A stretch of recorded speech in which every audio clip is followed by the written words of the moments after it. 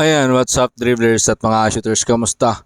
Kamusta po kayo? Nakakalungkot po, baka end of career na ni Justin Brownlee. Justin Brownlee out na sa Barangay Ginebra. Al Francis Chua naghahanap na ng posibleng kapalit ni Justin Brownlee. PBA may bagong rules para makatulong sa Gilas, Pilipinas. Veteran and former Barangay Ginebra point guard JJ Helterbrand may pahayag patungkol sa kinakaharap ni Justin Brownlee. Yan po yung ating aalamin at tatalakayin at pag-uusapan sa bidyong ito. Pero bago yan, ako po yung maglalambing. Kung kayo po yung napadaan lang at nagugustuhan ng ating video, pahingi po ng isang like, share, comment down below, and don't forget to subscribe and hit that notification bell button para lagi po kayong updated sa ating mga Gilas Pilipinas video. Mga shooters, all set na nga po. All set na ulit ang pagbubukas ng PBA Commissioner's Cup this coming November 5. Yan po ay unang maglalaban etong Talk and Text at ang Magnolia Hotshot.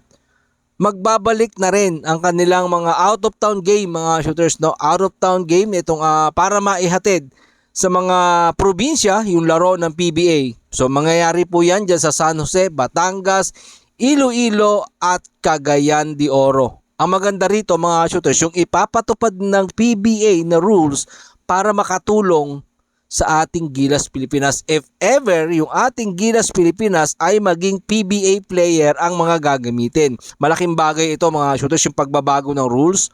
Sinasabi nga ni Commissioner Willie Marcial na nababaguhin nila to para kung ang ating kupunan na Gilas Pilipinas or PBA ang gagamitin ng Gilas Pilipinas. PBA player ang gagamitin ng Gilas Pilipinas. Di ba makakatulong to mga shooters, yung bagong rules na ipapatupad ng PBA. Ayan po yung hindi na pwedeng mag-time out. Kahit anong mangyari sa player sa loob, hindi na siya pwedeng mag-time out. Di ba? This coming Commissioner's Cup lang to mga shooters ha. Susubukan nila na hindi pwedeng mag-time out yung mga player. So siyempre kailangan nilang mag-evolve mga shooters, no? Kailangan nilang makisakay, no? Makisabay sa FIBA para naman pagdating, siyempre may mga ganong kasing situation, no, na minsan nagigipit yung player naglalaro sa FIBA, parang gustong humingi ng timeout, which is doon sila nasanay kasi sa PBA nga pwede nilang gawin yon. But ngayon mga shooters, ngayong Commissioner's Cup, hindi pwedeng gawin yan ng isang PBA player. Ang pwede pong magtawag ng timeout ay ang coaches lang. So hindi pwedeng tumawag ng timeout ang mga player na naglalaro sa PBA. Magandang development po ito para sa ating mga player, no, na future na maglalaro po para sa ating Gilas Pilipinas. Lahat naman yan nakakabuti para sa ating Gilas Pilipinas mga shooters. Ang PBA makakatulong, ayon na rin po yan kay Commissioner Willie Marcial. Ngayon nga lang daw pong season, susubukan nila.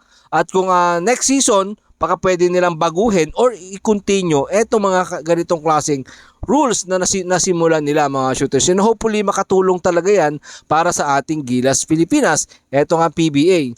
But ngayon mga shooters, puntahan naman po natin etong ating hero na si Justin Brownlee na naturalized player kung saan posibleng ma-out na nga ito sa kampanya ng Gilas ng Barangay Ginebra, no?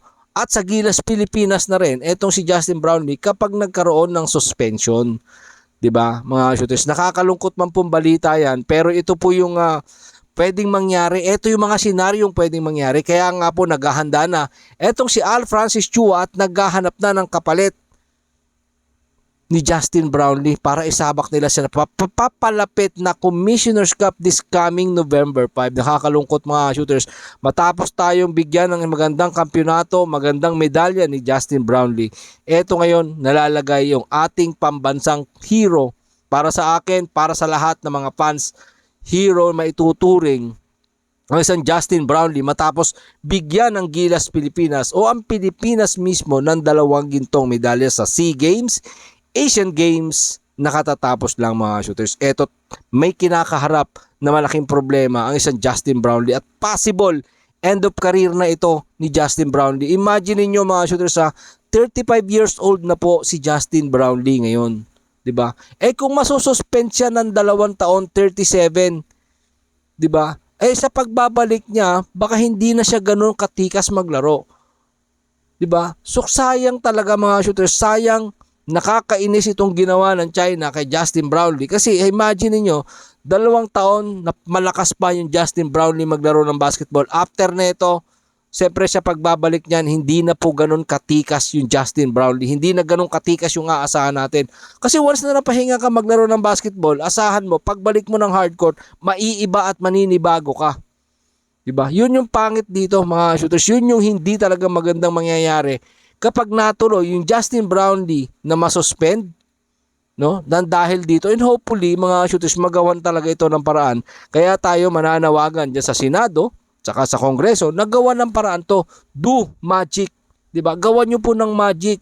Parang awa nyo na dahil nabigyan tayo ng 2 gintong medalya ng isang Justin Brownlee. And hopefully, magawa nito ng paraan na hindi naman masuspinde ng ganun katagal ang isang Justin Brownlee dahil kailangan pa natin ito sa mga darating na tournament ng ating Gilas Pilipinas, mga shooters. Dahil napakarami pang tournament na pwedeng pakinabangan ang isang Justin Brownlee. 'Di ba?